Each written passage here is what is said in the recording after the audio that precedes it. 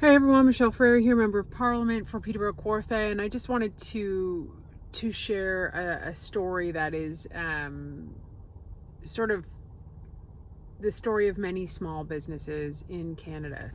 Small businesses have been squeezed and squeezed and squeezed. It's just getting harder and harder to make ends meet for small businesses. Many small businesses, entrepreneurs, have a cash flow issue to begin with. They often put their own investments, their own money. Many entrepreneurs don't even draw a paycheck. They just try to break even. They are also the backbone of our economy. 98% of the economy is made up by small business in Canada. So when you destroy small businesses, you destroy the economy. And that's exactly what's happened under Justin Trudeau and Jagmeet Singh. And so they've taxed these poor businesses into oblivion. Restaurants in particular have been very, very hard hit as they were just decimated during COVID.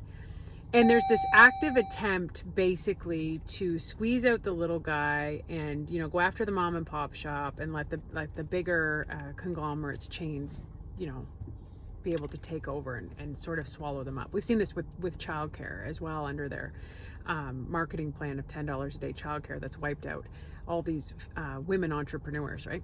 Feminist Justin that he is. Insert sarcasm here, but so they announced this tax trick, okay? This GST holiday, and it's been a complete disaster from day one. Right? And everybody said it's going to cost $6.5 billion.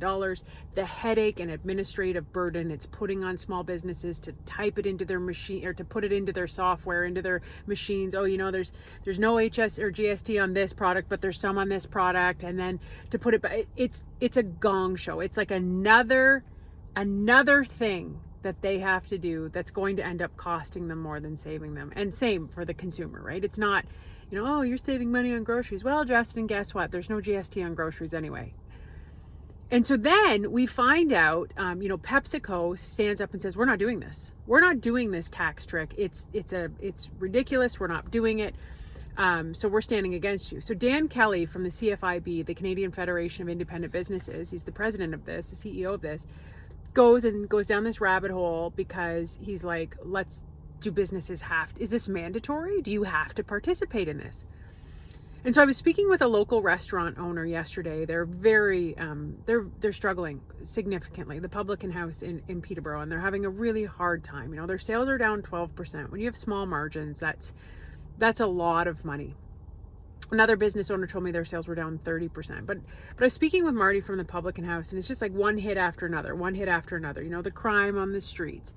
We have a location in Peterborough where there's a 400% increase in police calls because there's open drug use allowed by the people who are operating it. And addiction leads you to these radical decisions. You're not yourself, and so crime is often encompasses the disease of addiction, and it impacts your downtown businesses, and it impacts the people who want to come support local business because they don't feel safe. So it's just kind of one thing after another. And so I was telling him about CFIB and Dan Kelly and PepsiCo saying we're not going to do this GST tax trick. And Marty's like, well, I would be terrified that CRA would come after me and audit me. And I said, oh, you mean like how the Liberals and the NDP have a $400 million green slush fund that was supposed to go to environmental projects, but went to Liberal insiders to make them rich, and now they won't even hand over those documents, and they handed it over redacted, which means blacked out documents. So can you imagine as a small business owner and you owe the government money, and so you go, yeah, here's my papers, but you give them blacked out papers? Like, they'd be at your doorstep in minutes, and you'd be up in charges, and it's absurd, right? Rules for thee, but not for me.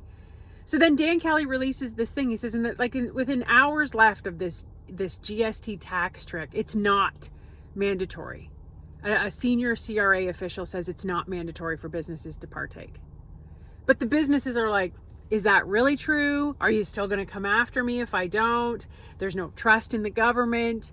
And it's just a disaster. Nothing that this government does works. And now you have the female finance minister who's supposed to release her her fall economic statement on Monday coming up.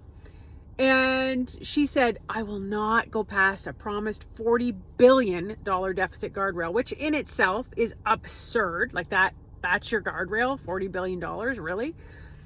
And Justin is saying, nope, no, no, no, no, you're going to go further. You're going to spend more money. I'm going to try and buy more votes. I am going to drive this economy into the ground. I'm going to burn the building while I leave it, because I'm getting kicked out and nobody wants me here, because everybody knows I'm weak and everybody knows I'm a fake and everybody knows I'm a fake feminist. So now he's threatened to put an unelected man, Mark Carney, in place of his first ever female finance minister, who is clearly a token. It's just one thing after another. And so like this tax trick, this holiday tax trick, it's garbage and everybody knows. So, you know the way out of this? Call an election. Call an election. If you're talking to Santa, tell him I say we need an election. The good news is everybody sees it, everybody knows it, and we're holding them to account. But the bad news is that small businesses like Marty from Public and House don't know. They genuinely don't know if they're going to make it. They don't know if they're going to make it till we get a new government. They don't know if we're going to make it till we get this economy straightened out. They don't know if we're going to make it till we stop funding drugs instead of treatment. They don't know. And that's the reality. This is a very, very, very awful time for many, many people, and especially small business owners. And I just want to let you know, I know how challenging the holidays are. It's one of the most stressful times of the year. And we hear you. We're fighting for you. And we know what a disaster this has been. And we know how important you are.